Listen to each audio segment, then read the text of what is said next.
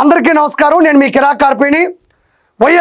దివంగత వైఎస్ రాజశేఖర రెడ్డి గారి సతీమణి, జగన్మోహన్ రెడ్డి గారి తల్లి వైఎస్ విజయమ్మ గారు స్టాంప్ పేపర్ మీద నోటరీ రాయించి స్వహస్తాలతో ఆవిడే సంతకం చేసి అఫీషియల్గా సోషల్ మీడియా కావచ్చు ప్రజలందరిలోకి కూడా ఒక అఫీషియల్ స్టేట్మెంటు వదలడం జరిగింది. అది ఇప్పుడు చాలా వైరల్ అవుతుంది. ఏంటి ఆ వార్త, ఎందుకు వైరల్ అవుతుంది? ఒక్కసారి ఇప్పుడు నేను మీకు చూపించే విధానం చేస్తాను, ఒక్కసారి చూడండి. 2026 మార్చి 20 అంటే ఈరోజు, ఇంతకు మునిపే ఇది గమనించండి. ఇది ఎప్పుడు వదిలారు అంటే ఇంతకు మునిపే మార్చి 20వ తారీఖు 2026 ఈ రోజుదే. క్లారిఫికేషన్: 2009లో వైఎస్ రాజశేఖర రెడ్డి గారి మరణం వరకు ఉన్న ఆస్తులన్నీ కుటుంబ ఆస్తులే. కంబైన్డ్ ఫ్యామిలీ అసెట్స్, ఆస్తుల పంపకం ఎప్పుడూ జరగలేదు. అన్ని ఆస్తులను నలుగురు మనుమలకు సమానంగా పంచాలని వైఎస్ఆర్ ఉద్దేశం. ఇది ఆయన ఆదేశం కూడా. దగ్గర వాళ్ళందరికీ తెలిసిన వాస్తవమే.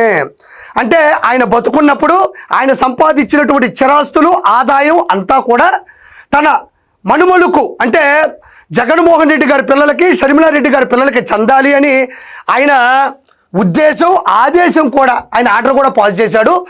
అప్పటి ఆ కుటుంబ సభ్యులందరికీ తెలిసిందే అని ఆవిడ చెప్పడం జరిగింది. ఇక్కడ చూడండి, ఎంఓయూలో మెమరాండమ్ ఆఫ్ అండర్స్టాండింగ్లో షర్మిలకు రాసిన ప్రతి ఆస్తి న్యాయంగా ఆమెకు చెందాల్సినవే ఆవిడే చెప్తుంది. వినండి బ్రాకెట్లో. అందుకే జగన్ ఎంఓయూ రాశాడు.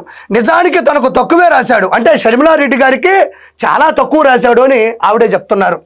సరస్వతి సిమెంట్తో సహా ఎంఓయూలో లేని యలహంక ల్యాండ్ కూడా షర్మిలదే. ఇచ్చాను అని చెప్తున్న డబ్బు షర్మిల వాటాకు ఇచ్చిన డివిడెండ్ మాత్రమే. డివిడెండ్ అంటే లాభాల్లో వాటా మాత్రమే తప్ప ఇచ్చినటువంటి చిరాస్తుల్లో ఇంతవరకు షర్మిలారెడ్డికి ఏదీ దక్కలేదు అని ఆవిడ ఆవేదన. ఇక్కడ చూడండి, ఆస్తుల విషయంలో జగన్ తన మేనల్లుడికి, మేనకోడలికి ఎప్పటి వరకు అన్యాయం చేశాడు, ఎప్పటికైనా న్యాయం చేస్తాడని తన తల్లిగా ఆశిస్తున్నాను. ఇది ఒకసారి చూడండి. ఆస్తుల విషయంలో జగన్ తన మేనల్లుడికి, మేనకోడలికి అన్యాయం చేశాడు, ఎప్పటికైనా న్యాయం చేస్తాడని తన తల్లిగా ఆశిస్తున్నాను. నిజంగా చెప్తున్నా, ఇది వైఎస్ విజయమ్మ గారే రాసినటువంటి, అంటే ఇచ్చినటువంటి ఓపెన్ స్టేట్మెంట్. ఇది స్టాంప్ పేపర్ మీద నోటరీ రాయించి ఆవిడే సంతకం పెట్టి, ఇచ్చోండి వైఎస్ విజయమ్మ గారే సంతకం పెట్టారు. ఇక్కడ చూడండి, తన తల్లిగా ఆశిస్తున్నాను అంటున్నారు. నిజంగా చెప్తున్నా, నేను కూటమిలో ఉండొచ్చు, నేను ఒక మనిషిగా ఆలోచిస్తున్నాను. ఒక తల్లి ఆవేదన అర్థం చేసుకొని రాజకీయాలకు అతీతంగా మాట్లాడుతున్నా. ఏ రాజకీయ చరిత్రలో కూడా ఒక ఎక్స్ ముఖ్యమంత్రి యొక్క తల్లి ఈ విధంగా ఓపెన్గా ఇలాంటి స్టేట్మెంట్ ప్రజలందరికీ ఇవ్వడం మొదటిసారి అని నేను భావిస్తున్నాను. నాకు చాలా బాధగా ఉంది. ఆశిస్తున్నాను. సొంత చెల్లికి సంబంధించిన పిల్లలకి ఇచ్చే ఆస్తుల వాటాల్లో కూడా, చరాస్తుల్లో కూడా అతను వాళ్ళకి దక్కనివ్వట్లేదు. ఖచ్చితంగా ఏదో రోజు వాళ్ళకి ఇస్తాను అని ఆశిస్తున్నాను అన్నట్లేదు, అంటే అభ్యర్థిస్తున్నాను అని బతివులాడుకున్నట్టుంది. అది ఆదేశిస్తున్నాను అని కూడా కాదు, ఆశిస్తున్నాను. ఇక్కడ చూడండి, ఈడ అన్ని ఆస్తులు నలుగురు మనుమలకు సమానంగా పంచని ఉద్దేశం. ఇది ఆయన ఆదేశం కూడా. ఆయన ఆదేశించినటువంటి ఆస్తులు కూడా సొంత చెల్లి షర్మిలారెడ్డి గారి పిల్లలకి దక్కనివ్వకుండా చేస్తున్నటువంటి క్రూరత్వం జగన్మోహన్ రెడ్డిదని ఈవిడ చెప్తుంది. ఆశిస్తున్నాను, అభ్యర్థిస్తున్నాను. ఎంత క్రూరత్వం! ఇదిగోండి, ఇక్కడ కూడా చూడండి, అసత్యాల ప్రచారం మానుకోవాలని వైఎస్ఆర్ భార్యగా చేతులు జోడించి అడుగుతున్నాను. మళ్ళీ మీడియాలో ప్రస్తావించొద్దని వేడుకుంటున్నా. అంటే ఆవిడ అనేది సాక్షి పత్రిక, సోషల్ మీడియా ఉంది కదండి, దాంట్లో దీన్ని వక్రీకరించొద్దు, నేను ఓపెన్ స్టేట్మెంట్ ఇస్తున్నాను, నా కూతురి బిడ్డలకి అన్యాయం జరుగుతుంది, దీన్ని వక్రీకరించి అంటే సాక్షి దానికి సంబంధించినటువంటి సోషల్ మీడియాలో విస్తృతంగా తిప్పొద్దు, నేను చేతులు జోడించి అడుక్కుంటున్నాను అంటుంది. ఇంతకన్నా దారిద్ర్యం, ఇంతకన్నా దౌర్భాగ్యం ఎవరికైనా ఉంటుందా? చెప్పండి జగన్మోహన్ రెడ్డి గారు. ఇక్కడ చూడండి, దేవుని సాక్షిగా నేను రాసినవన్నీ వాస్తవాలు మాత్రమే. దేవుని సాక్షిగా నా కూతురికి జరుగుతుంది అన్యాయం, ఇది నిజం. జగన్మోహన్ రెడ్డి అబద్ధ ప్రచారాలు చేస్తాడు, ఆ సోషల్ మీడియాని ఆపండి. ఎంతో ముందు కూడా ఏం జరిగిందంటే, ఈవిడ స్టాంప్ పేపర్ మీద నోటరీ మీద సంతకం పెట్టి ఎందుకు ఓపెన్ చేయాల్సి వచ్చిందో తెలుసా? ఎందుకు చెప్పాల్సి వచ్చిందో తెలుసా?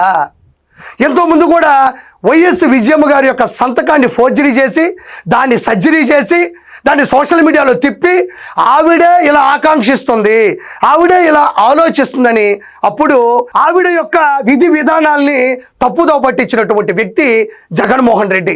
చూడండి ఎంత దారుణం, ఎంత దారుణం. ఇది చూడండి, అఫీషియల్ స్టేట్మెంట్, స్టాంప్ పేపర్ మీద నోటరీలో సంతకం పెట్టినటువంటి విధానం. అప్పట్లో అంబటి రాంబాబు గురించి సొంత అల్లుడు చెప్పాడు, ఈరోజు జగన్మోహన్ రెడ్డి గురించి సొంత తల్లి చెప్తుంది, ఆల్రెడీ చెల్లి చెప్తుంది, ఆల్రెడీ బాబాయ్ కూతురు సునీత రెడ్డి గారు చెప్తున్నారు. ఇంతకన్నా ఏం చెప్పాలి ప్రజలకు? ఇంతకన్నా స్టేట్మెంట్ ఏం కావాలి ప్రజలకు? ఇంతకన్నా సాక్ష్యం ఏం కావాలి? కాబట్టి ఖచ్చితంగా దీని గురించి అర్థం చేసుకోవాలని మనస్ఫూర్తిగా నేను కోరుకుంటున్నాను. ఖచ్చితంగా విజయమ్మ గారికి న్యాయం జరగాలని కోరుకునే వాళ్ళు నేను ఒకరిని. ఖచ్చితంగా అమ్మ మీకు న్యాయం చేకూరని నేను కూడా ఆ దేవుణ్ణి కోరుకుంటున్నాను. అయితే ఇది ఇంతటితో అయిపోలేదు.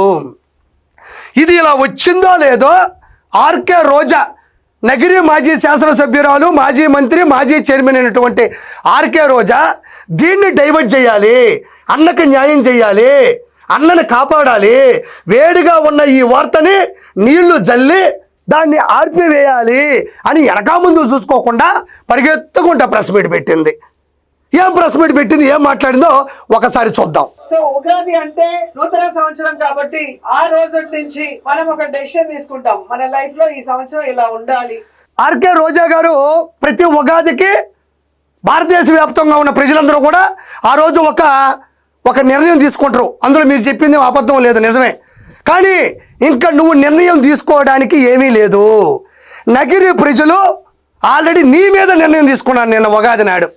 నిన్న ఉగాది సందర్భంగా నగిరిలో ఉండే ప్రజలందరూ కూడా మూకమ్ముడిగా కూర్చొని ముచ్చటించుకుంటూ ఆర్కే రోజాని జీవితంలో నగిరి శాసనసభ్యురాలుగా గెలిపించకూడదు అని నిర్ణయం వాళ్ళు తీసుకున్నారు. ఇది చరిత్ర పుటముల్లో లిఖించదగింది. ఎవరైనా ప్రజలు నిర్ణయం తీసుకుంటారు వాళ్ళ కోసం.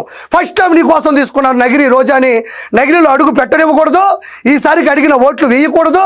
పోయినసారి 45,004 ఓట్ల తేడాతో ఓడించాం, ఈసారికి డిపాజిట్లు గల్లంతయ్యేలా చేద్దామని ప్రజలు నిర్ణయించుకున్నారు. నీ నిర్ణయం ఎవరికి కావాలి? నీ నిర్ణయం ఎవరికి కావాలి?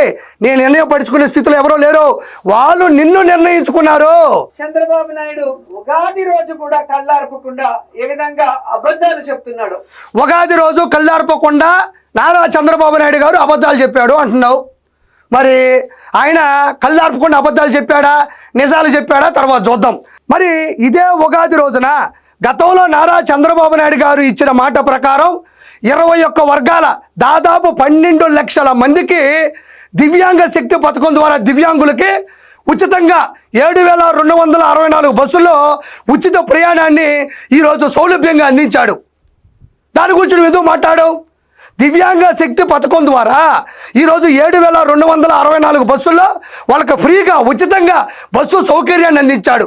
స్త్రీ శక్తికి ఏమాత్రం తగ్గకుండా దివ్యాంగ శక్తిని జనాలకు తీసుకెళ్ళినటువంటి వ్యక్తి శక్తి, ప్రజల మీద ఉన్న అపారమైన భక్తి నారా చంద్రబాబు నాయుడు గారు. దాని గురించి నువ్వు ఎందుకు మాట్లాడవు? అది జనాల్లోకి వెళ్ళింది కదా, అందరూ హర్షిస్తున్నారు కదా, అందరూ చప్పట్లు కొడుతున్నారు కదా.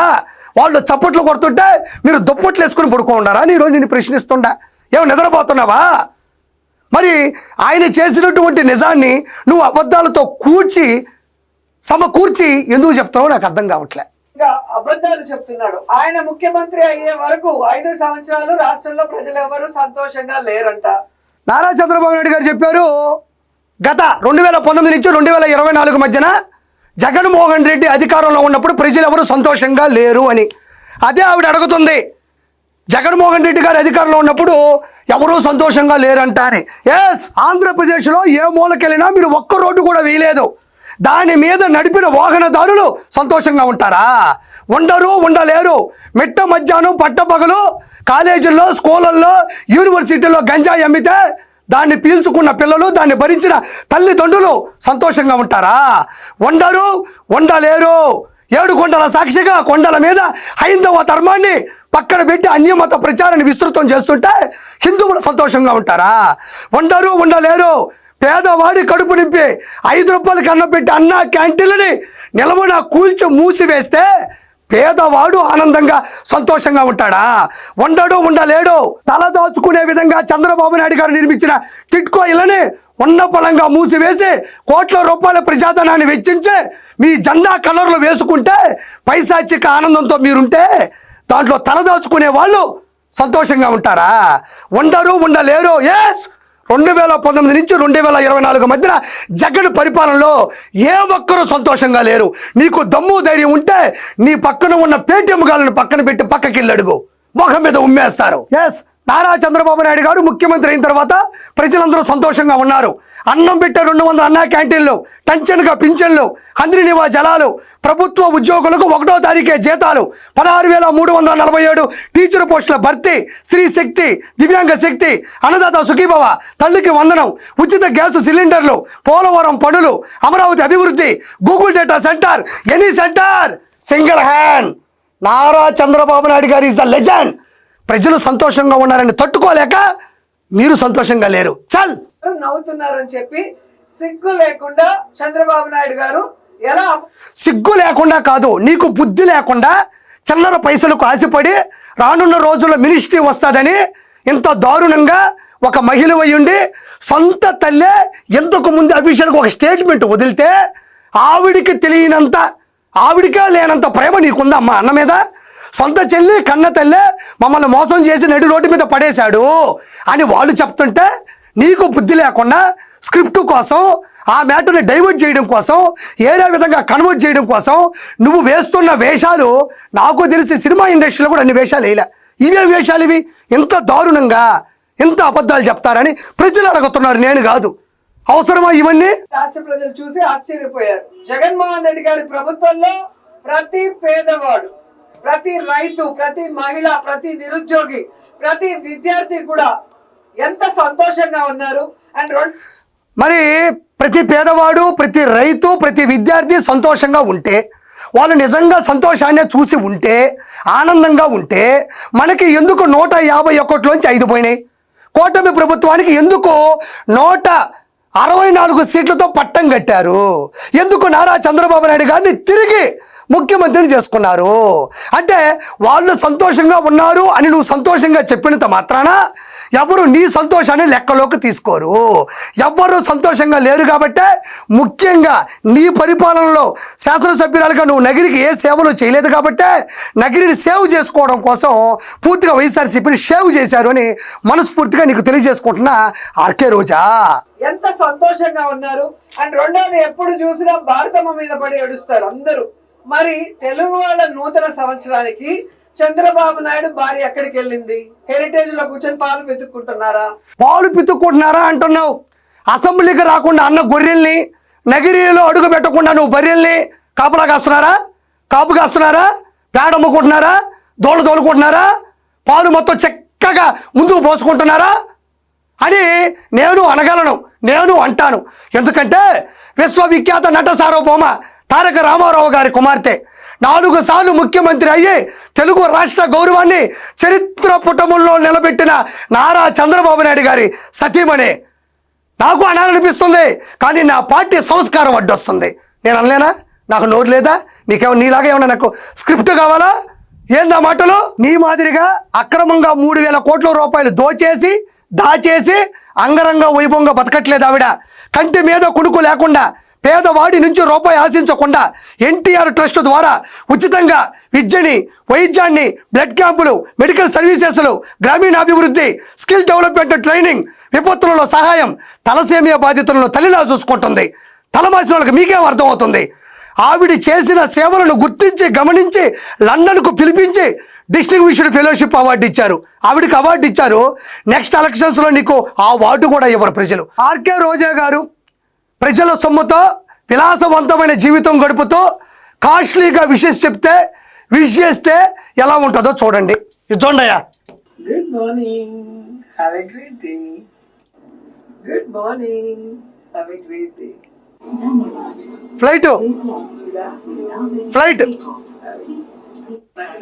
ఫ్లైట్ మళ్ళీ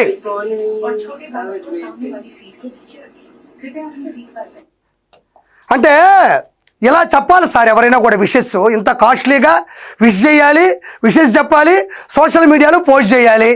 ఎందుకు ఇలా వస్తుంది? ఒకసారి లగ్జరీ కారులో, ఒకసారి ఎయిర్పోర్ట్లో, ఒకసారి ఫ్లైట్లో చక్కటి చిరునవ్వుతో ఎలా వస్తాయి? ప్రజల సొమ్ముని దాచేస్తే పొలాలు, స్థలాలు, బంగారాలు, కార్లు, షేర్లు, ఇల్లు చెప్పేదంతా సొల్లు. మరి ఇలానే చెప్తారు, ఇలా చెప్పేస్తారు ఉగాది శుభాకాంక్షలు. కాబట్టి ఆర్కే రోజా, భువనేశ్వర్ గారి గురించి మాట్లాడే హోదా, స్థాయి, స్థానం నీకు లేదు, గుర్తుపెట్టుకో. నువ్వు ఎందుకు కేవలం ఈ వీడియో చేసావంటే విజయమ్మ గారు జగన్మోహన్ రెడ్డి గురించి చెప్పిన పచ్చి నిజాల్ని తప్పుదోవ పట్టించడానికి నువ్వు ఈ వీడియో చేసావు తప్ప ప్రజలకు ఏ ఉపయోగం లేదని మనస్ఫూర్తిగా చెప్పుకుంటూ నేను మీ కిరాక్ కార్పీని.